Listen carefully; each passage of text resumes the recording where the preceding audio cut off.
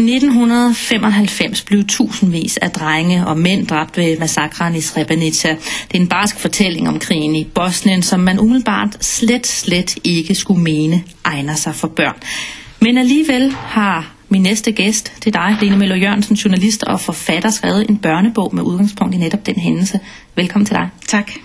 Bogen den hedder Blodig flugt, og den handler om danske Mik på 14, som leder efter sin far. Han forlod familien, da Mik var 4 år, og det viser sig, at faren er fra Srebrenica i Bosnien, og han har deltaget i eller overlevet massakren.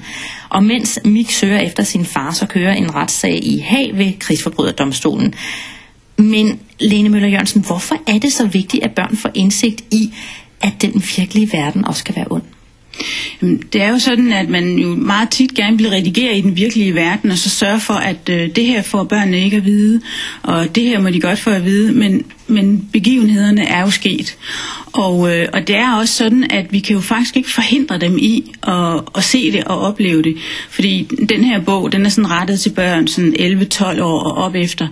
Og vi kan ikke forhindre dem i at se tv og gå på nettet og læse en avis og tale med hinanden. Så de ved godt, hvad der foregår ude i verden. Og så kan vi lige så godt tage udgangspunkt i det, og så prøve på en eller anden måde at formidle de her grusomheder, der nu er sket. Men nu siger du, de godt ved, hvad der sker og så videre. Og denne her Blodig flugt, din seneste roman, børneroman, den tager udgangspunkt i massakren i Srebrenica. Den fandt sted i 1995. Det kan de børn jo ikke huske, som er 11 år i dag. Nej, de kan ikke huske det. Men jeg har det jo selv sådan, jeg synes, det var en helt forfærdelig begivenhed, som gjorde et meget, meget stort indtryk på mig. Jeg var meget optaget af det, og er det stadigvæk. Og børnene, de skal også lære om det, og de vil også komme til at lære om det i skolen på et eller andet tidspunkt i historie. Og det er en vigtig historie. Hvad er det, der skete i Europa? Altså, det var lige hernede i faktisk vores nabolande.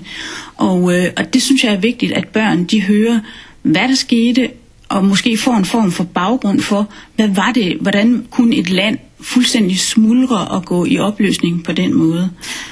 Jeg kunne godt tænke mig lige at spille et klip, eller det er os, der har indtalt en lille bid fra bogen, så lytterne lige kan høre, hvad den handler om. Prøv en gang at høre med her. De førte mig ud i skoven til en enorm grav, hvor der allerede lå mange døde. Soldaterne var fulde, de skød mod mig, et par andre de var stødt ind i på vejen.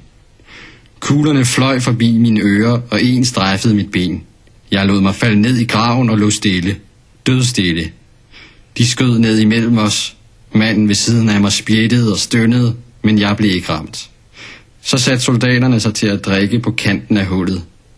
Jeg kan huske, at en af de unge soldater græd, og de andre skældte ud og tyssede på ham.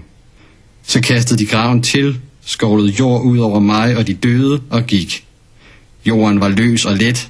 Soldaterne ville komme tilbage og rydde op senere, når drabene var overstået. Det var ikke svært for mig at grave mig igennem jorden med de bare hænder. Det var sværere at holde sig i live i de kommende år.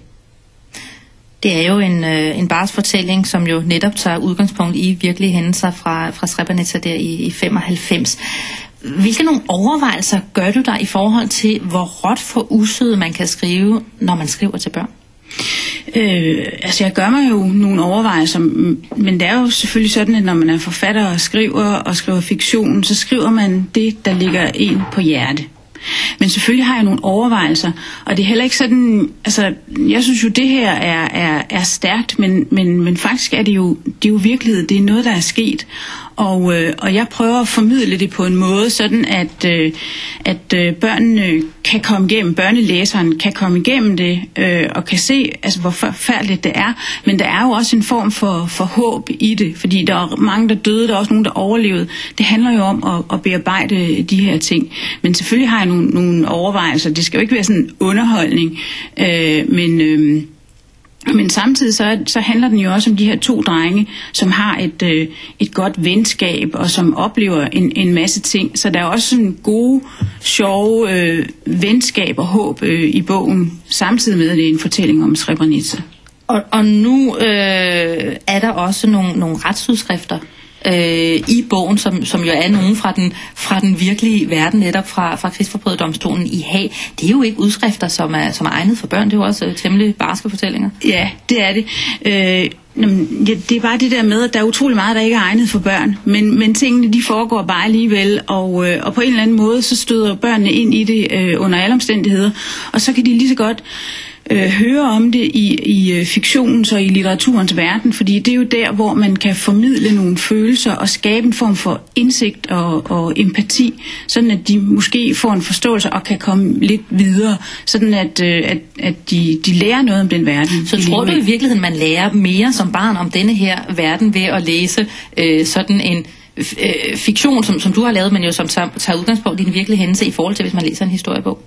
Ja, måske, fordi jeg håber jo, at børnene bliver grebet af de her hovedpersoner, som de kan identificere sig med, og som de kan rejse, som tager dem i hånden og fører dem her igennem den her historie, og som sådan set også fører dem frelst hjem. Nu er det ikke også alle, der kommer frelst hjem, og det ved de også godt, men altså de har de her 2 trygge hovedpersoner i hånden, og kommer igennem alle de her begivenheder og vender hjem til sidst. Det tror jeg faktisk kan være formidlende, også for historien og for de blodige begivenheder, som jo desværre er sket og sker hele tiden. Men det er jo, som vi var inde på før, det er jo under 20 år siden, at det her skete. Det vil sige, at der findes jo stadigvæk nogle overlevende fra massakren og en masse pårørende til de her unge drenge og mænd, der blev dræbt. Gør du der nogle overvejelser i forhold til dem, altså i forhold til, at man lige pludselig laver fiktion ud af deres virkelighed? Ja, på en måde, men jeg ved bare også, altså jeg er jo selv journalist, og jeg ved, at når man er i krigsområder, i katastrofeområder, så vil folk utrolig gerne fortælle deres historie. Altså de griber fat i dig og siger, nu skal du lige høre, hvad der skete med mig, og nu skal du lige høre, hvad der skete med min familie. Så jeg tror sådan set gerne, at de mennesker, der sådan oplevede det personligt og helt tæt på, de vil egentlig gerne have, at man fortæller de her historier, og de fortæller dem faktisk også igen og igen og igen. Enkerne og mødrene til de døde i Srebrenica, de demonstrerer jo hvert år, hver eneste dag. De vil gerne have, at man fortæller om det. Så ikke man glemmer. Ja. Nu, den her bog, den er jo egnet til børn fra 11 år og op, skriver forlaget bagpå. Men burde man i virkeligheden lave sådan en type børnebøger for yngre børn også? Ja, det vil da være en fremragende idé, synes jeg. Så skal man selvfølgelig bare skrive det på måske en lidt anden måde. Man er lidt mere frit stillet, når det er børn, der er de der 11-12 år, fordi de jo altså har et ret stort abstraktionsniveau og ved utrolig meget i forvejen. Men altså historiske begivenheder, også dem, der gør ondt, og som man som voksen og forældre selv har oplevet, dem vil man jo egentlig gerne have hjælp til at formidle, og det kan man gøre gennem litteratur.